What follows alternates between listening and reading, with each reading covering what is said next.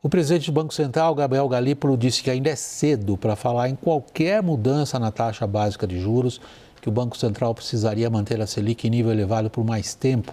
Reportagem de Saulo Tiossi.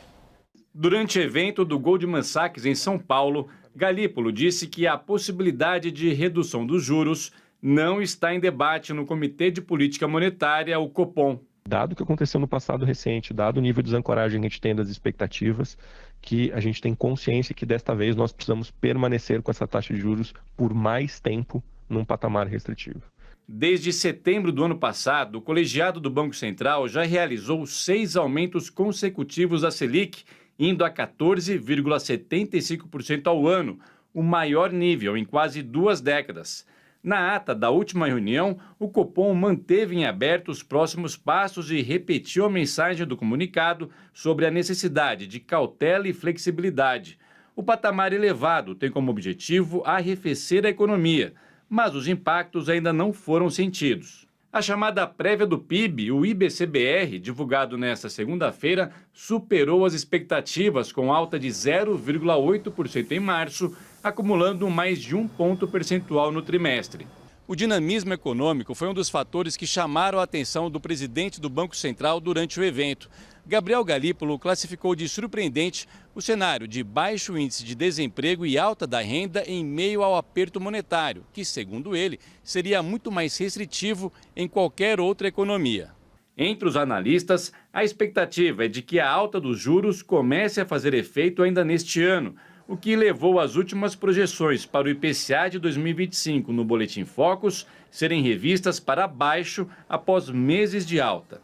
Em março, a inflação oficial acumulada em 12 meses foi de quase 5,5%, distante do teto da meta de 4,5%. O Banco Central vai perseguir a meta de inflação. Nosso mandato é este: colocar a taxa de juros num patamar restritivo suficiente pelo tempo que for necessário para perseguir a meta de inflação. José Júlio Sena, é possível a gente identificar um fator principal, um fator contribuinte com mais peso nessa postura do Banco Central de manter os juros mais altos por muito mais tempo que todos nós gostaríamos?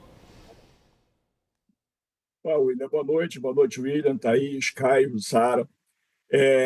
Eu acho que sim, eu acho que essa fala hoje do presidente Galípolo foi motivada, assim, o que está por trás é uma vontade de dar uma sustentação maior para a decisão que foi tomada no início do mês no Comitê de Política Monetária, agora do mês de maio. O Banco Central claramente tinha uma opção diferente dessa, em termos de decisão para a reunião do Copom. Seria uma espécie assim, de reproduzir o que eles mesmos já haviam feito por ocasião do último ciclo de alta de juros que a gente teve no Brasil. Então, houve um sinal muito importante em agosto de 2022, em que o Banco Central fez um último movimento. Ele falou, olha, são 50 pontos e para a próxima reunião o comitê avaliará a necessidade de fazer um movimento residual de menor magnitude. Então, ele sinalizaria a direção. Eu acho até que seria uma decisão muito boa do Banco Central, porque no momento da reunião, o clima era assim de vai ter uma recessão mundial, os preços de commodities vêm para baixo, o Banco Central registrou isso, e isso vai ajudar no combate à inflação do Brasil. Então, para a credibilidade da instituição, teria sido muito bom, essa solução teria sido uma solução muito boa, porque, olha, diante de pressões assim, de um alívio nas pressões inflacionárias, o Banco Central está sendo firme. Ele optou por não fazer isso, por não falar nada de novas altas da inflação. Eu acho, inclusive, que a conversa de hoje, assim, para não deixar fechada a porta, mas, na verdade, não há a menor intenção de subir o juro novamente. Só que, para produzir o efeito que eles querem, que o Banco Central quer, o juro tem que ficar estável por um período bastante longo. Então, ele está reforçando a decisão dele. E o complemento de que, no fundo, nós estamos muito distantes, né? Ele falou bastante distante, eu acho que foi a expressão que ele usou, de uma queda do juros, isso não está sendo discutido pela equipe do Copom, é justamente para tentar tirar da cabeça do mercado financeiro a ideia de que a taxa de juros está para cair proximamente. Ele não consegue ver isso nessas condições. Eu acho que ele está fazendo muito bem, eu acho que é uma sinalização muito boa. Isso quanto à postura pública do Banco Central. Eu vou jogar o foco, Thaís, agora nessa relação entre decisões políticas e taxa de juros. Se a gente acompanhar o que disse o presidente do Banco Central hoje, nós vamos ter que conviver com essa taxa de juros lá em cima. Há algum fator que, eventualmente, lá na frente, eu botei aqui óculos cor-de-rosa, tá? Otimismo, vamos ver essa taxa de juros cair. Há algo que nos possa levar a pensar nessa tendência? William, a taxa de juros ela vai voltar a cair, né? Em algum momento nos próximos 8, 10 meses, provavelmente ela vai voltar a cair. Muitos economistas que estavam achando que ela poderia já começar a cair no final do ano, com essa fala de hoje, mas mesmo com uma fala recente da comunicação oficial do Banco Central, já estavam olhando dizendo, olha, 2025 não dá mais para mexer nessa taxa. A inflação ela vai diminuir. Tem um fator importante aí que está acontecendo, que é a desvalorização do dólar no mundo inteiro. Isso é um fator importante para o Brasil. O que joga contra o Brasil é a política fiscal de Lula, como você mesmo colocou. O fato dele conviver com uma ameaça à sua popularidade, à sua reeleição, ou à reeleição de um candidato escolhido por Lula pelo PT, de conviver com um risco alto disso não acontecer, deixa aberto não a flexibilidade para o Banco Central atuar na política monetária, mas para o governo atuar na política fiscal. E é isso esse é o maior receio. Então, a taxa de juros ficar alta no Brasil é por causa da incerteza externa, é por causa da pressão do setor de serviços, por exemplo, mas basicamente porque tem uma torneira de transferência de renda aberta. Quanto mais o governo abrir a torneira, mais difícil fica para o Banco Central baixar os juros. Se a torneira não abrir mais, os juros podem baixar em algum momento no ano que vem, no começo do ano que vem, com a inflação mostrando que realmente pegou uma trajetória de queda. Jussara e Caio, excelente provocação e difícil a provocação que a Thaís deixou quicando para vocês. Vou pedir que você converse sobre isso também, Sena. Como é que o governo vai tratar essa torneira, essa figura de linguagem da Thaís? Tem a torneira que abre e aí tem transferência de renda. Isso daí tem uma ligação direta, como você sempre acentua, Caio, com o projeto de reeleição. Como é que o governo vai... Como é que está a mãozinha do governo nessa torneira? Está apertando ou está abrindo, Jussara? Olha, a mãozinha, se ela vier da Casa Civil, ali de Rui Costa, ela vai abrir, você pode ter certeza, Vá, que isso é importante a gente dizer. Agora, o que fica claro também, a partir da declaração hoje do Galípolo, é que o governo perdeu todo o discurso anti-Banco Central.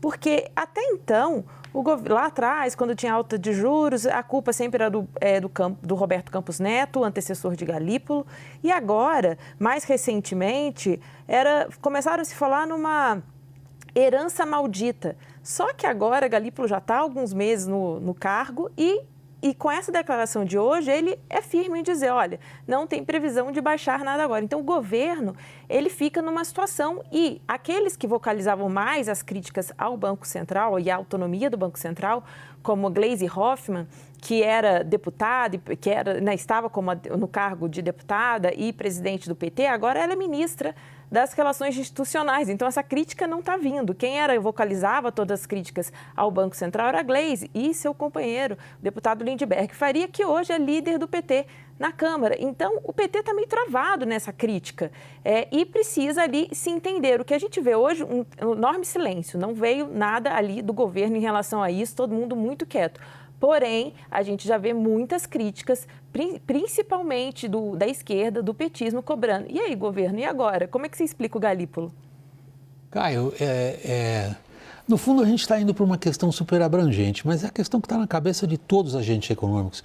E eu queria deixar claro, o agente econômico aqui não é o agente de mercado, o operador de mesa, é qualquer um que tem que tomar uma decisão de comprar ou não, de investir ou não, de empregar ou não e por aí vai.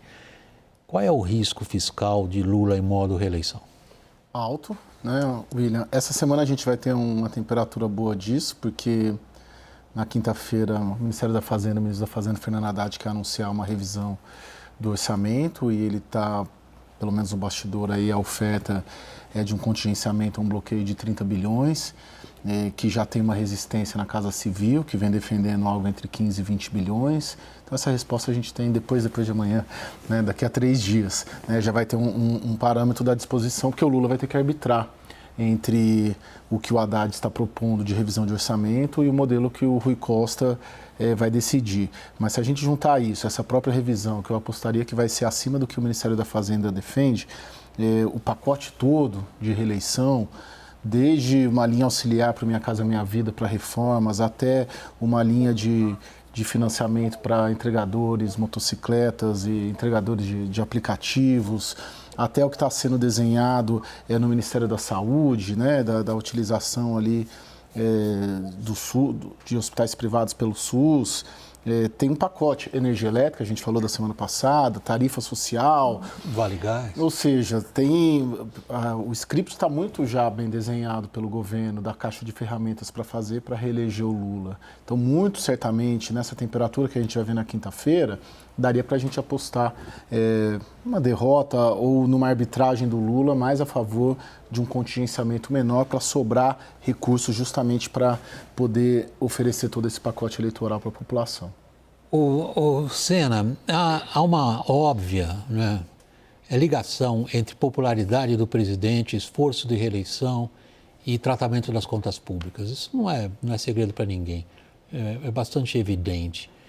Agora, qual é o cenário com o qual você, por exemplo, trabalha? Eu vou lhe sugerir, na parte declaratória da minha pergunta, a seguinte reflexão. Se a popularidade do Lula mantém-se mais ou menos como ela está sofrendo uma degradação, mas não é cavalar, não é explosiva. Pelo menos aquilo que a gente consegue saber pelas pesquisas de opinião, que no Brasil são sérias, eu não brigo com elas. Isso significa uma deterioração da política fiscal ao longo do tempo tolerável? Depende, William, não é fácil definir o tolerável, né? A gente sabe que a sociedade acaba aguentando muito mais tranco do que a gente supõe que ela, de fato, caberia aguentar. O aspecto para o qual eu gostaria de chamar a atenção nesse ponto que você está levantando é o seguinte: não basta o governo como um todo, o governo federal, se comportar de maneira, digamos assim, mais compatível com os objetivos de manter a inflação no patamar em que está. Não precisa nem ter um esforço grande de redução da inflação. Não é só isso que basta. Quer dizer, um bom comportamento nas contas públicas agora não vai resolver o problema da queda de juros. E não vai resolver o problema da queda de juros porque é muito desconfortável para o Banco Central começar um ciclo de baixa de juros com expectativas desancoradas, como o presidente Galípolo falou hoje. E, além disso, faz parte, é um dos preceitos do regime de meta de inflação que a gente tem, que é um regime de meta de inflação, na verdade, é um regime de meta da projeção de inflação. A gente não enxerga. A meta de política monetária é uma meta para ser cumprida lá adiante, 1 ano e meio adiante. A gente não enxerga esse número. Não aconteceu ainda, a gente ainda não chegou lá. Então, o Banco Central tem que se guiar pelas projeções, pelas suas próprias projeções, pelo que seus modelos estatísticos indicam. E, no momento, a gente vê que a projeção de inflação, o chamado horizonte relevante, que é o período em que a política monetária efetivamente controlaria a inflação, é 3,6% ao ano. A meta é 3%. É muito desconfortável o Banco Central começar um ciclo de baixa com a projeção da inflação, que é, inclusive, a maneira que os teóricos acadêmicos sugerem que o Banco Central seja avaliado. Ele tem que ser avaliado pelo que consegue fazer com a projeção. A projeção responde ao que o Banco Central faz. As expectativas de inflação são um elemento importante, alimentam os modelos, e é para a projeção que todo mundo tem que olhar. Houve 2 ciclos de baixa de juros recentemente no Brasil, um iniciado em 2016, outro iniciado em 2018, se não me engano. Nesses 2 ciclos, fizemos já na MCM esse tipo de exercício, o tempo todo as projeções de inflação estavam abaixo da meta, o tempo todo. Então foram ciclos de baixa de juros muito bem sucedidos. Em 2019, que foi, acho que, o terceiro ciclo recente de queda, as projeções de inflação ficaram o tempo todo acima da inflação. Então, o que aconteceu? Foi um ciclo de baixa muito curto. O Banco Central teve que voltar atrás. Não é isso que a gente quer. A gente não quer o stop and go. A gente quer que o programa de combate à inflação seja eficaz, leve a inflação para baixo, ela se estabilize e pronto. Mas então, em resumo, vai demorar muito, pelo próprio presidente Galípolo falou hoje, para as projeções de inflação representarem um sinal assim, positivo, animador, de que está na hora de começar um ciclo de baixa.